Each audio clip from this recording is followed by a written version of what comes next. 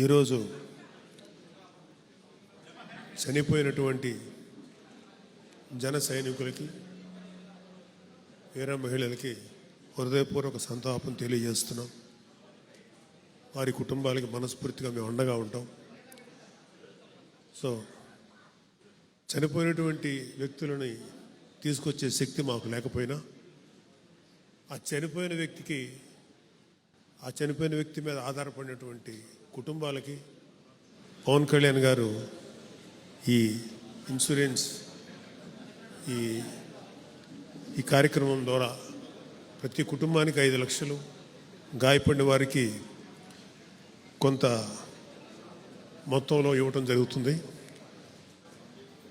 So ఈ క్రియాశీలక సభ్యత్వం తీసుకున్న వాళ్ళకి ఖచ్చితంగా వాళ్ళకి బీమా సదుపాయం అందాలని చెప్పి పవన్ కళ్యాణ్ గారు తీసుకున్న నిర్ణయం ఈరోజు ఆపద సమయంలో, కష్టంలో ఎంత ఉపయోగపడుతుందంటే ఇక్కడున్న మా అందరికీ తెలుసు.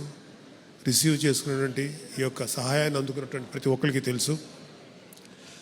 ఇప్పటి వరకు జనసేన అందించిన బీమా వివరాలు, చనిపోయిన జన సైనికులు, వీర మహిళలు 893 మంది, అందించిన బీమా మొత్తం 44,65,00,000. అలాగే యాక్సిడెంట్ కేసుల్లో లబ్ధి పొందిన వాళ్ళు 533.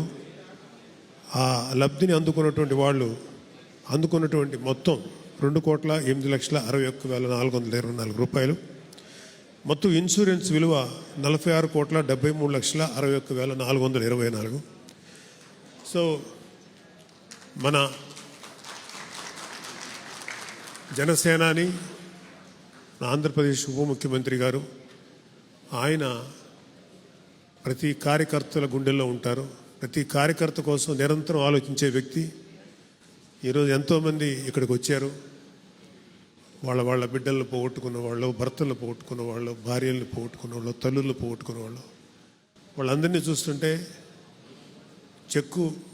వాళ్ళకి ఎంతో కొంత ఉపయోగపడుతున్నాం అనేటువంటి తృప్తితో పాటు వాళ్ళని చూసి మాకు చాలా మనసు కలిచివేసింది.